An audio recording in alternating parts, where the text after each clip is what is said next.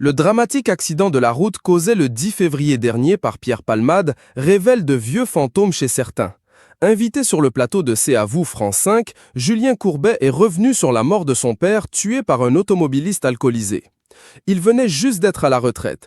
Il marche sur le trottoir et un homme qui avait bu au volant prend le virage à fond, le fauche, le fait exploser. Il n'y a pas d'autre mot.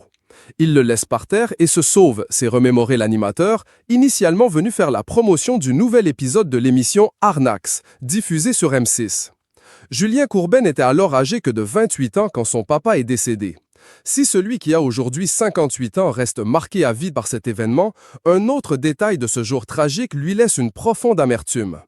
Après s'être sauvé, il va à la police pour faire croire qu'on lui a volé sa voiture.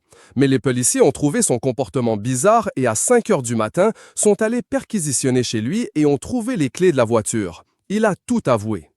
Et de préciser que cet homme n'a pas été un seul jour en prison, mais a écopé de 3 mois avec sursis.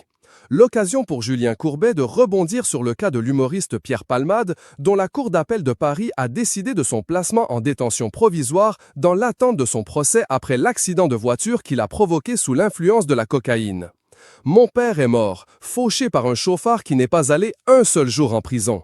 Pierre Palmade n'a pas eu un traitement particulier du fait de sa notoriété. @Courbet Julien. Dans hashtag c'est à vous.p.tv/psjohctgm. Revenons à Pierre Palmade, dont il juge les agissements inadmissibles et impardonnables. Le père de Lola, 22 ans, tient à préciser aux personnes qui s'insurgeraient d'un éventuel traitement de faveur que, malheureusement, on ne va pas en prison quand on a fait ça. Il n'a pas eu un traitement particulier parce qu'il était nu. Il a même peut-être eu un traitement en défaveur, conclut-il. Un avis partagé par l'ancien chroniqueur d'On n'est pas couché, Charles Consigny. Pierre Palmade est davantage victime de sa notoriété qu'il n'en bénéficie. Si c'était un citoyen lambda dans cette affaire, il n'y aurait pas eu une telle enquête, il n'y aurait pas eu de bracelet électronique, et la question ne se poserait pas de l'incarcérer. Il n'aurait même pas été déféré en comparution immédiate, parce qu'on aurait voulu attendre de savoir ce qu'il en était du statut de ce fœtus mort dans l'accident. Donc, il aurait comparu plus tard en attendant tranquillement chez lui son audience. L'exposition médiatique lui porte préjudice, a-t-il clamé sur RMC.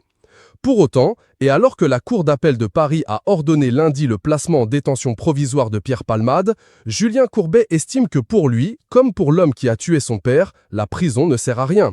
Ce qu'il faut, c'est qu'il se soigne, insiste-t-il. Plus d'1 an après le terrible accident qu'il a provoqué sous l'emprise de drogue, Pierre Palmade devrait être jugé. Où en est l'affaire? Que risque l'humoriste? Quand doit avoir lieu son procès? On vous fait le récap.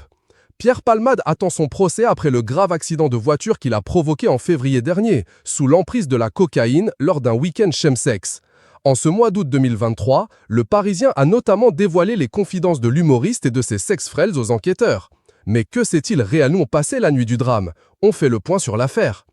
Il a vu exploser mon père sur le pare-brise, donc je pense qu'il va toute sa vie dormir avec ça, ajoute l'animateur au sujet du responsable de son propre drame familial. Je vous jure que je l'aurais accompagné pour qu'il aille dans les écoles, dans les facs, expliquer ce qui s'est passé et sensibiliser les plus jeunes au danger de l'alcool au volant, va-t-il jusqu'à dire.